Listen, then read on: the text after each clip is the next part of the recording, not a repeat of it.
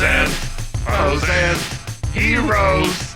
Gonna tell you about bros and heroes. Gonna tell you about comic books, costumes, facts, boots, and other stuff. In this week's issue, Captain V, the Puppeteer. Welcome into Bros, Foes, and Heroes. I am Zach, joined by the Raven to my Puppeteer, Mr. Mike. Raven and Puppeteer. Puppeteer. Fantastic. Because today's character is going to be the Puppeteer. The Puppeteer. I know that it sounds like it probably should be a villain. That is not necessarily the case. Really? It is another Golden Age hero. Another adventure from back in the 40s as we had last week. Yeah. Just an explanation for those tuning in for the first time. Each week, Mike and I dive into a superhero or villain, some just character from the world of comics. Right. And, well, Mike has no idea who I bring to him. I do not. Usually I try to find some of the most absurd, some of the most ridiculous, and sometimes just some good stuff from here from time to time. Yeah. And we just dive into it and have fun along the way. So welcome to this journey, and let's travel back in our Wayback Machine, as Mr. Peabody would Professor. say to Sheldon. Is Sheldon. that Sheldon, yeah. I love Rocky and Bullwinkle. Mr. Peabody. Does the Professor dog. also? Was Professor. there a Professor? Well, it was Professor Peabody. Professor Peabody. That's what it is, yeah. And his boy Sheldon. Oh, yeah. Bullwinkle was great.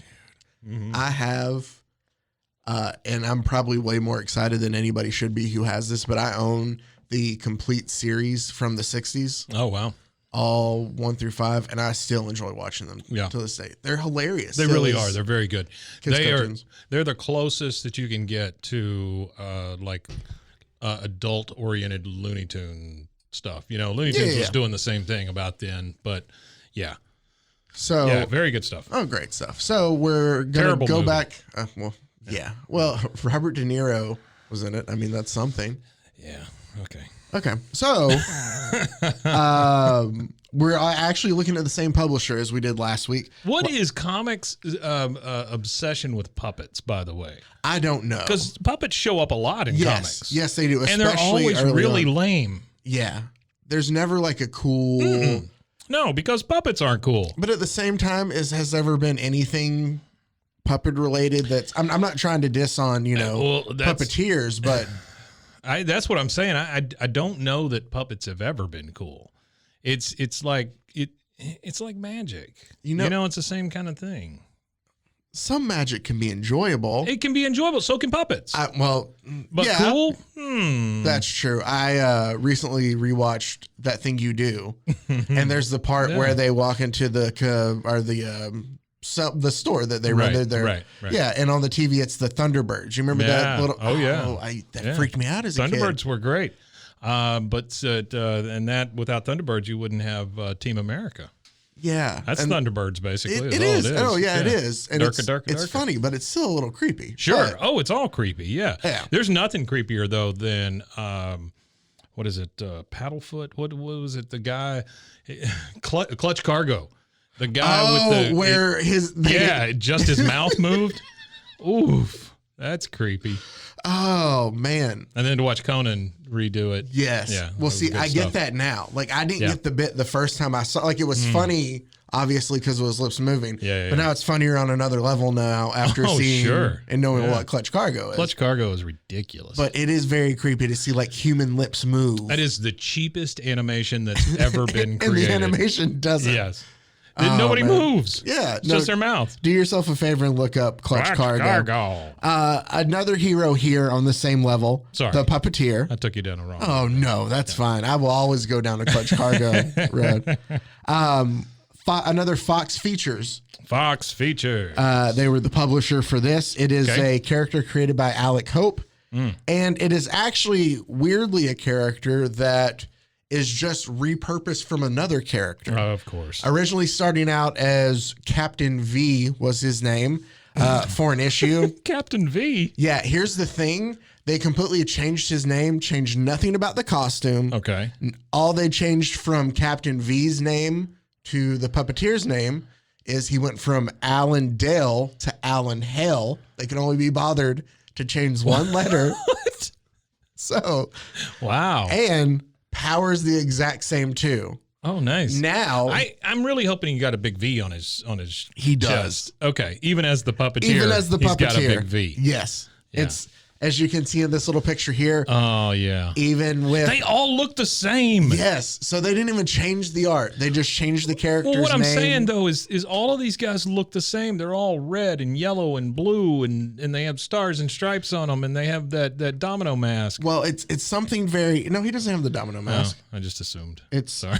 It's like weirdly drawn, like face squiggles. Ooh, I don't like that. He's got a what bunch are they of doing to this forehead poor wrinkles. lady's head next to him? It looks like they're okay. shaving her forehead. I could not find. That's the only story I did not find of the Puppeteer. It says the Puppeteer, the bleeding statue is the name of the story. Yeah. Okay. So, but so they changed nothing about the character except the name, and they gave him a profession as. I want you to take one guess, Mike. God, I hope as he what works a in a guy college. named the Puppeteer. Okay, I'm going to give you two guesses, Mike. What do you think the Puppeteer's day job would be? I guess he works at a puppet theater, or maybe he's a magic guy. He is a maker of puppets. Ah, there we go. Yeah. Okay. So, sure. You know what they say in Superhero 101? What do you call that?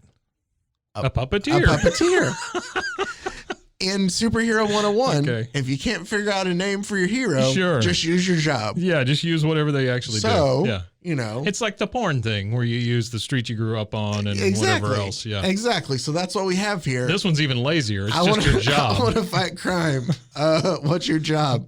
I'll be the puppeteer. I'm the manhole polisher. He doesn't wear a mask, Yeah. and nobody ever realizes Sure. that the puppeteer is our only local puppeteer. Yeah, it's not like there's a big factory full of puppet makers. No, you can't think that there's just tons of puppet makers around wherever, Yeah. this is taking place. I can't even think of a place where there would be a glut of puppet makers. Exactly. Yeah, no. So Siegfried and Roy's house. the funny thing is, in his only adventure as Captain V, Sure. Alan Dell, he battled a group known as the Royal Crime Family, or the Royal Family of Crime. Okay. That's the only story it's in. From here on out, after that one issue, he's the puppeteer. Okay. They changed his last name from Alan. Did they give him origin story as Captain V? No. Oh, okay. And did you want a puppeteer origin story? Yeah, I don't get one of those either, do I? No, not really. Yeah, okay, cool. Because his power is he can travel on like a light beam.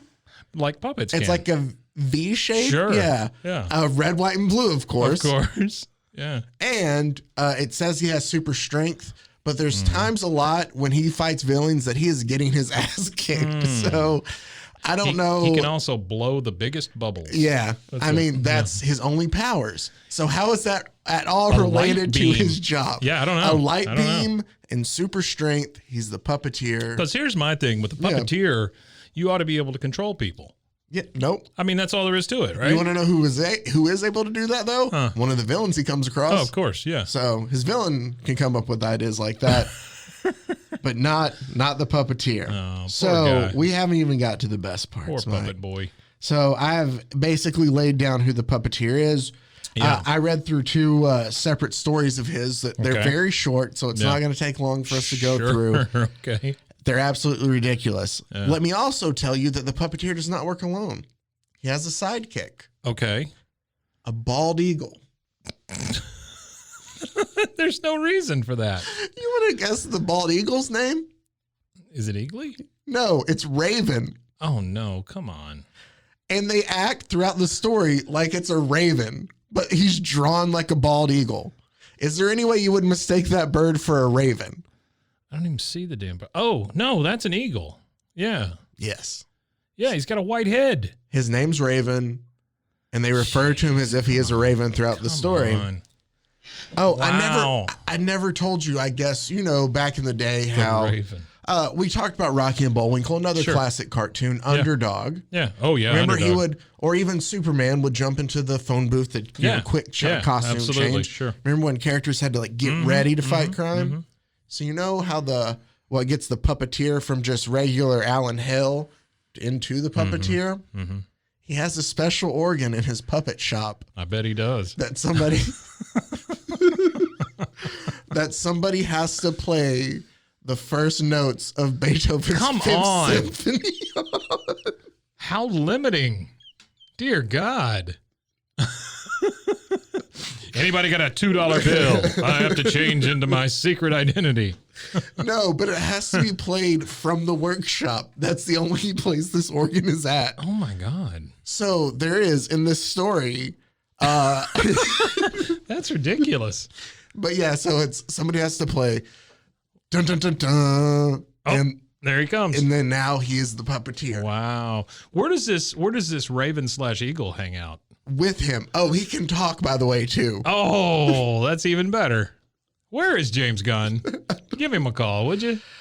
So basically the first story. This is public domain, correct? Yes. Oh, we're going to have a field day. Yeah. So this and the dark, like Mike, we have so much at our fingertips here. We really do need to invest in that time. Basically the story here, it's the adventure of the false Raja. Because remember also in the 40s, very Middle Eastern interest. Sure. Everybody's a Raja. Yeah, I think we also talked about way back in episode 1 right, with Black Condor about, weren't they in Malaysia or whatever? Like something there was like very Middle Eastern influences on a lot of stuff. Well, it was not Middle Eastern, but just Asian and at that point, I think it was still called like the Dark Continent or something like that, or maybe that's Africa. Well, you know what I found out the other day is you've seen Fantasia, right? I have. You remember the dinosaur? I mean, you're gonna have to try to think back. The dinosaur scene where it shows them I remember it. Yeah, like the drought and them like passing, dying in the drought. The reason it's presented like that isn't because it's like a kid's movie. It's the fact that scientists at the time thought that's how the dinosaurs died. They thought a drought killed all the dinosaurs. Or like they hadn't fully accepted the whole Big Bang thing. Like it's weird to think like, how far we've come in thinking that. So it's like. That's crazy. Yeah. So there you go. There's a random Fantasia fact. Thank you so much. Yeah. Ding. Do you feel smarter? The page. So the false Raja, I don't even remember how we got there. False Raja is the name of this story. Yeah. Basically, they kidnap the Raja, and they're looking for these diamonds that he has. Is he wearing a turban? Yeah. Of course he is. Yeah, sure. Oh, it's always a turban, and it's always diamonds. There's a part where they unless it's like a.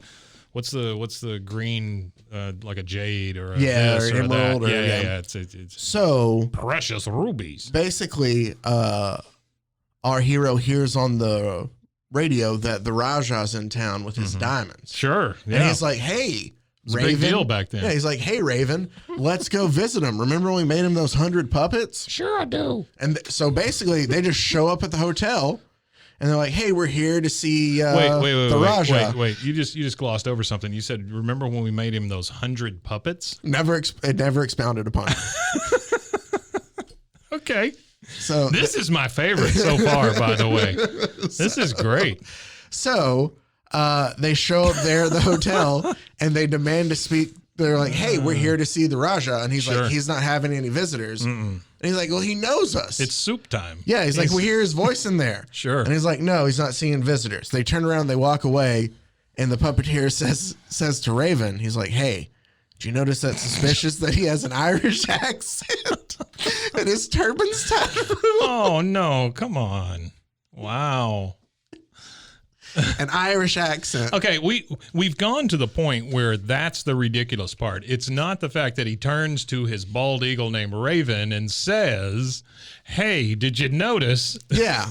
So they decide something's up. They bust into they sneak into the hotel. I don't even remember. They get into the hotel room. Sure, yeah, it doesn't matter. They come across the fact that there's just a record playing that is like the Raja's voice recorded giving a speech or something to trick, like, "Oh, that's just a player. That's just a record on the old Victrola. That's not the real Raja." Sure. It was one of those. It was one of those tubes, the tube records. But they get kidnapped. Like his men they kidnap him. They lock him in a room. Sure.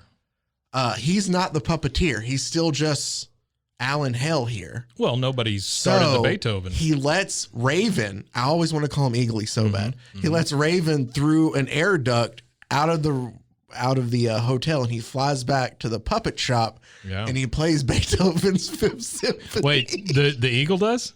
Oh, fantastic. Caw. And he turns into the puppeteer, and he's able to break out of the room. Caw, says the eagle. No, I think I saved some of his actual words. Also in the middle of this book, it's just because it was so weird, and I know it's a sign of the times, but I came across a comic that was also in there. Oh yeah, of a feline character. Like so the first issue here of the Puppeteer is inside of a collection of comics. Yeah. They all had stupid names kind of in a way, or just silly names like All Top Comics Volume 1 or All Great Comics or, good books to, I didn't even read that. Hold on. I just took a picture of the headlines. Yeah. So can I say the character's name? Yeah. It's a anthropomorphic cat. That's a woman. And it's called Earmuffs for Kids. Yes. There we go. Go. Pussy Catnip. All right. Yeah, that's rough. I don't understand why they couldn't fit all the words in. I love how it says it's famous. hyphenated. It says famous entree. Oh, I'm an idiot. It's famous entrepreneur. I thought that they hyphenated it on purpose. Famous entrepreneur. I thought that they hyphenated it to make like a cat food joke. I was overthinking the own thing, but famous entrepreneur takes time out from her usual activities to dabble in an equine escapade. So in it, these there's nothing right about any of those words. These anamorphic cats and dogs are at a ranch riding horses. Is it anamorphic or anapomorphic? How I think anapomorphic, right? Yeah, okay. Yeah, there's a P in there. Well, I always feel stupid saying that word because I don't know if it's right or not. Yeah. It's the name of the story is The Fizz That Fizzled. The Fizz That Fizzled. Sure. So, and it has to do with horses. Very, very weird book. Basically, to wrap up the first Puppeteer. Pussy Catnip. Yeah. I couldn't, I was like, I saw that and I was like, all right, I gotta make sure to tell Mike about that. Love that. No, dear God. Oh, sorry. Allergies. Zach just imploded. I did. My bad. So, to wrap up the Raja story, he basically goes to the police as the Puppeteer and just tells them, hey, there's something up with the Raja. And the police just are like, all right, let's go check it out. We trust you, Puppeteer. Exactly. We trust you, Captain V. No. It's Puppeteer now. Everybody already knows who the Puppeteer is. It's never explained what crime he's fought before this or how he got his powers or anything. It's just they accept. Yeah. Basically, they find the real Raja. The diamonds are hidden in some vase. Mm-hmm. It's a really simple story. Sure. The only reason I bring up the Victrola plane for the speech part is because it's used again in another issue. The same thing? The same bit. Oh, no. He only has 6 or 7 appearances, and they used the same gag twice. Wow. So in this last one I was able to read, they truly formed a template and just said, boom, boom, boom. We did 3 of them. Yep. So, oh man, and it's about to get very racist too. What a golden time to work, in the comics industry. Just come up with anything, guys. I don't care. The kids love it. Yeah. So then in the next one, there's a villain introduced named Professor Eerie. Okay. Because he's spooky, I guess. Not like Erie, Pennsylvania. Okay, sure. Or is it Pennsylvania I think or Ohio? I think it's Pennsylvania. Yeah. Okay. Indiana? Erie, Indiana was a show, wasn't it? Erie, Indiana was, I believe it was Indiana. Yeah. Okay. Yeah. So. Come at us. We don't care. So Professor Eerie has escaped from jail with his sidekick named Mr. Toad or Toad. Okay. The only reason he's called that is because he's a short, rather plump man and he wears a green suit. Okay. And that's very comics. It is, but they mentioned he looked like a toad. Now, when I would describe somebody, I would say he wore a green suit. I wouldn't say he looked like a frog. It's just very kind of weird. But Professor Eerie has escaped from prison. And Alan Hale hears about this on the radio because I just love the fact that his name is Alan Hale. Yeah. That's the guy from F Troop. Right? Do you know the show F Troop? No, I don't. Okay. I'll tell you about Alan Hale later. I think it's right. It's either Alan Hale was either F Troop or anyway, doesn't matter. All right. Old comic actor. So he hears on the radio, calling all cars, calling all cars. I wish they still did that. You know, and it's a weird thing to me to think that there was a time that you would listen to the radio and you could hear, if, you know, the cops call out. Like, imagine that now. You're listening to Spotify and all of a sudden, like, you just get police calling radio blotter. Yeah. Calling all cars. It's just a weird concept. No, it was the skipper from Gilligan's Island. Oh, that's okay. Alan Hale. Okay. Yeah. Okay. Then, I know who you're talking about. So he decides that, I'm going to go see what's up. That's how he hears about Professor Eerie escaping from the prison. Right. That's what I found out that was weird about that is because they go, news is that he's headed our way. Like, where? How do you know that, the cops have shown up and they're like, he escaped jail and I bet you he's headed to that town. Very odd. Yeah. So he prepares and he's thinking, Alan thinks, you know what? I probably should change into the puppeteer. I bet you he's out for revenge to the 3 people that put him away. Okay. Which is a famous violinist. Stradivarius. And then some type of scientist and his daughter. Okay? Okay. Those are the 3 Dr. people. Neutron. Yeah. Not important. So these characters have no dialogue, so not important. Right. But the puppeteer decides he's going to check on the violinist first. Shows up at his house. And we're here to see, the famous violinist. And his butler will not let him in. He does not want to be disturbed while he's playing music. Sure. Pushes the butler aside, busts in. It's a record playing on the Victrola again. No. Feel like we've seen this before. Yeah.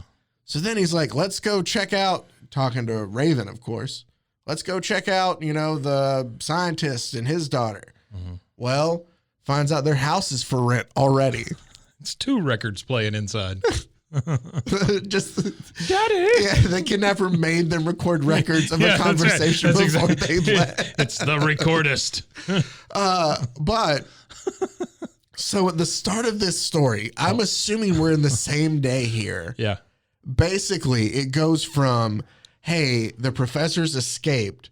He's already kidnapped the violinist. And then now, there's people just walking around in the studio. He has just, when he goes to check on the scientist and his daughter, their house is for rent. Okay. Already in 1 day span. Sure. Yeah. That's it's super, that's if very, you're, if you're very a detective, quick too. that's where you start. Exactly. Yeah. So he realizes, all right, well, I'm going to go hunt him down. He finds the professor, where we notice that he has hypnotized the all 3 witnesses. Wait, the professor has hypnotized the 3 professor witnesses? has hypnotized all 3 witnesses. My apologies for not explaining. No. I think you did. I just wasn't following along. Yeah. Which that's the most that's the thing you've said that makes the most sense. The professor, right, quote unquote, the professor has hypnotized 3 witnesses. Exactly. That sounds more comic booky. To basically make them his human dolls and just act out whatever he wants to, and then he'll dispose of them when he's done. Kind of like puppets. Exactly. The villain is thing. better than the hero. And so then the puppeteer shows up. They get in a little battle back and forth. Skirmish. And the puppeteer's like, I felt something sharp poke me. And the professor goes, yes, you did. There's poison hidden under my nail. Huh? His fingernail. Okay. Was apparently sharp enough to inject. Well, wait. Wouldn't the poison get to him? Not explained. Okay. What if he accidentally was like, had scratches himself. Forgot. Yeah. Whoops, I'm dead. So now the puppeteer is hypnotized as well. Okay, so the poison hypnotizes people. Yeah. All right. All right. So you're following Professor Eerie. You're like, all right, solid bad guy so far. Plan. Yeah. Now his plan is to encase them in glass. Of course. And go on tour outside of the police jurisdiction. What? So he can't be arrested for it. What? Huh? Yep. Nope. Just go outside police jurisdiction. And they're going to go on tour. That's like saying I'm going to start a casino at sea or something, to go on tour to see his wax figures. Wow. That's his giant plan scheme here. Huh. So he's not going to kill him. Eventually, when he's grown tired of I them. guess when they've melted a bit. Yeah. Which is the thing is, I know people are stupid, but I feel like some people would be like, that's a real person. Yeah. Well, they're in glass. That's true too. I mean, though. come on. Maybe they can't. Yeah. But everybody knows that you can't permeate glass. I mean, you can't get through glass. But as great as Professor Erie was, you know who you forgot about? Raven. All right. Raven decides, hey, I'm going to go and help out my friend here. I'm going to read directly from. He stopped at his organ playing gig that he was at. Now he has talked. Okay. To the puppeteer. Okay. Throughout all the comics I've read. Yeah. When he goes and talks to the police, all he says is caw, caw, caw, caw, caw. And they say, they know him though, and say it's Raven. They act like it's cool to call the bald eagle Raven. They're just like, hey, it's Raven. God. And then the cop goes, probably here to pick up some of our tips on the Erie case, the Professor Erie case. Sure. So the puppeteer will solve it, making us look silly. I'll break the case myself. Scram, you crow. So. Scram, you crow. It's a bald eagle named Raven. They call it a crow. Being called a crow. Sure. Also, I bet you he's coming to steal news. I'm not going to let him solve the case. Remember that too, because very quickly. Cops are big on taking credit. But very quickly do their tunes change in like a matter of minutes. Okay. So then Raven goes, some nerve calling me a crow. Really offended by that. Wait, the bald eagle just said, some nerve calling me a crow. Exactly. And my name is Raven. Well, it looks like I'll have to figure out some way of helping the puppeteer myself. Because they shoo him off. Okay. So he shits on their cars. Raven's great plan is to talk to the horses. Okay. Yeah. So he comes down and he's by the horses and goes, caw, caw. Help me out, boys. Make yourselves hard to handle. So, I scared them. Oh, they're beginning to stampede. And just then, Pussy Fiddlesticks shows up and saves the day. Oh, it's like a Bond woman. Pussy Fiddlesticks. Oh man. So this bald eagle has been called a crow and shooed away by the cops, whose name is Raven. Yeah. Went and tried to talk to the horses and scared the horses so much that they're now stampeding. You know, I realize exactly. I'm following. And while I leave you there, I realize I forgot something to tell you about. Okay. That he searched the professor's office for a clue. Sure he did. And got a receipt to a costume store. Right? All right. Let's throw some more weirdness in. So he goes to the costume store and the guy's like, it'll be like $6.50 when he walks in. And he thinks that he's there to have his costume washed. Oh. And he's like, oh, I didn't realize it was actually you, the real puppeteer. There's a bunch of people just running around in puppeteer costumes. He's like, I'm so tired of all these make-believers coming in. Are you serious? Like, they're shaming, like, yeah. Oh my God. He's like, I already see enough weirdos as it is. Didn't realize it was actually you. Everybody wants to be the puppeteer these days. Finds out that it's basically was like a Indian... This is, I didn't explain the leap to the whole wax museum thing. This might make more sense. Yeah. Turns out that they find a sad Indian crying, and Raven comments. Are we talking the continent of India or an American Indian? Excuse me. We are talking about Native Americans. Okay. All right. I'm using the nomenclature used here in the comics when they reference them. I get it. Yeah. I don't think anybody out there is blaming you for this. No, we're good. So he goes down and he says, and I'm reading this verbatim. He goes, talk Indian talk so he'll understand is what Raven says to the puppeteer. Right. Because your bald eagle should explain to you how to speak to a Native American. Exactly. So puppeteer says, I'll try. Me heap. Oh, come on. Yep. Me heap like find out why Indian sitting down makes like rain. Savvy? No, I don't savvy. I'm sorry. And the Indian replies, are you nuts? Make with the Yankee Doodle Dandy. Oh my! To tell him, why are you speaking to me like that? I speak English. This is the worst. Heat big rain cloud. Watch out. Oh my goodness. Good God. So then he's like, at least the Indian stood up for himself. So then he's like, my mistake. What's wrong? Maybe I can help. To which this man dressed as an Indian says, I'm Pop Smith.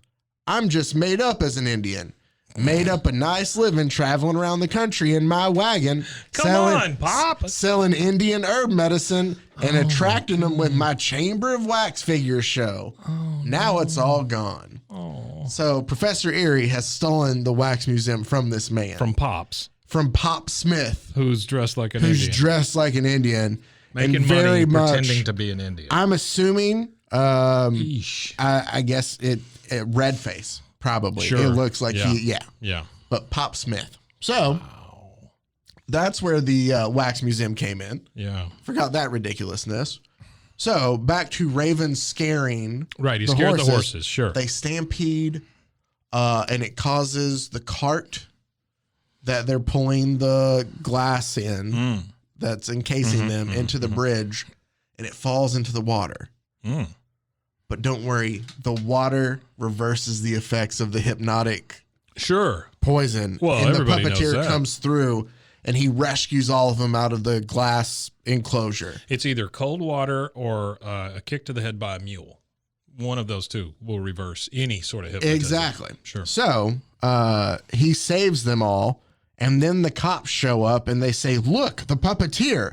I guess we did right to see what that crow was circling about and screeching for.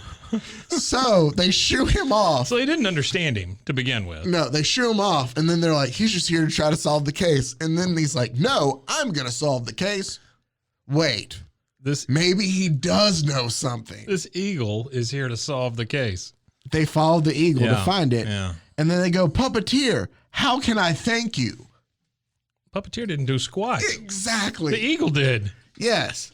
And so he goes. And what would have been so weird about just making the eagle the star of this thing? Yeah, and they're like, where are you going? Just have it be a anthropomorphic eagle. No, I mean, he can play Beethoven's Fifth. Yeah, they change him into the puppeteer. I mean, the guy obviously has some smarts. So he tells him, oh, I'm after a bad actor. I'm sorry, I'm Pops dressed up like an eagle. Pop Smith, man of mystery. Man of a million faces. Oh, man, it would be like that really bad Dana Carvey movie. Yes. Yeah. The one where he's a turtle. Exactly. Sure. So the puppeteer basically goes and just causes the horses to be able to stop and just delivers Professor Erie back to the cops. That's his little known power. Yep. And they say, stampede reversal. Wait, how can we show our thanks? And the bird replies, caw. Tell him to stop calling me a crow. And the puppeteer just laughs. And then freeze frame. And that is credits the end. roll. That is the end of the Puppeteer. Wow. Those I love two the Puppeteer. Great stories. If I really looked, I'm sure I could probably dig up the other ones. They're just going to require a little. They were on the public domain side I was at. But yeah, that doesn't mean they're not I'll out need there you somewhere. to forward me all of those. So the Puppeteer is there. The Puppeteer coming to you soon by Rogue Media Network. Oh man! So that was also, great, Zach. Yeah, no, it really was good. And I think that I might stay going down this route. I like it. I didn't realize how much I would enjoy these ridiculousness of the 40s golden age characters. Yeah. Because it's all ridiculous. And none of these people listening know about them. No, at all. And there's so many ads. Do you, Jeff? Within, let me see if I took a picture real quick. The ads within we've talked about before of just the ridiculous things. No, but it was like workout plans so you can look like a real muscular man. Sure. And it has like cartoon ladies drawn over, what was his name? Max Muscle or something like that was the spokesman for this. People getting sand kicked in their face. Yeah, and then there was all like the back of a boy's life ads, like send it in for your x-ray, sure, glasses, stuff like that. It's really... I sent in one of those one time wanting some x-ray specs. What'd you get? Because they always called them x-ray specs. Yeah, was it just like... I didn't get anything. Oh. Yeah. I sent things in twice. Well, I guess 3 times really. One time I was ordained a minister from the back of Rolling Stone. Oh, that's cool. The second time I sent in for X-ray specs and they never showed up. Okay. And then, and I can only assume that, the Russians or something got involved and took all the X-ray specs. Yeah, for sure. And then the third time was a haunted sounds record. It was like a little 45 and it was just spooky sounds, right? Halloween type record or whatever. And that one didn't come on time. And so my great grandfather wrote him what he liked to call a hot letter, where that meant that he cussed at him in writing. And then my record showed up. Oh, yeah, it was great. So that goes to show you that cussing does pay off. Cussing does pay off, kids. Yeah. It'll get you your record there. That's right. It'll get your 45 to you. I get to go see Batman this week. When is that? It comes out on the 4th. I'm seeing it on the 1st. Oh, that's right. God, that's like on a Tuesday? It's a Tuesday. I don't mind. Okay. It's at 7. So you're gonna you're going to let me know afterwards, right? Oh, yeah. Please let me know. Yeah. I have not looked forward to a movie in so long. Yeah. Huh. That's great, man. Yeah, I'm excited. I am stoked for this. So I'll give it a couple weeks, of course, obviously, before we say anything about it. But I am really excited. Let's talk about it next week. Let's just spoil it for everybody. All right. Yeah, we'll talk about it some next week. We'll also have another great. I think I'm going to keep in the 40s. Those are great, man. Yeah. And just find another great. I really did enjoy that one. That was great, right? I just can't get over the fact that he has none of these superpowers, though, until somebody plays the music. Well, that and Pussy Fiddlesticks. That's my favorite. Yeah. I think your last name was Catnip. I don't know what it was, but Fiddlesticks is much better. Oh, man. As always, find us on Instagram, Bros, Foes, Heroes. Email us, brosfoesandheroes@gmail.com. Also, Rogue Media Network on Instagram. Anything else you would like to plug, Mr. Also on Instagram, you can find us at Pussy Fiddlesticks. What if that is an actual Instagram? If there's an actual Pussy Fiddlesticks, I'm looking right now, and because that would be the greatest thing. If I have to explain something to my wife, you might have to call in. I might have to be like, hold on, let me call Mike real quick. Yeah, I made that up. I'm so sorry. It was after an anthropomorphic cat. She goes, she corrects me, and I say, oh, I'm sorry, anamorphic. Unless they use like some, maybe they use like different symbols for stuff. There you go. It's out there if anybody wants it. Coming soon, guys, at Pussy Fiddlesticks. No, just follow us on RogueMediaNetwork.com. All right. Until next time, everybody stay safe, and we appreciate it as always. A golly con. Bros and heroes. Gonna tell you about bros and heroes. Gonna tell you about.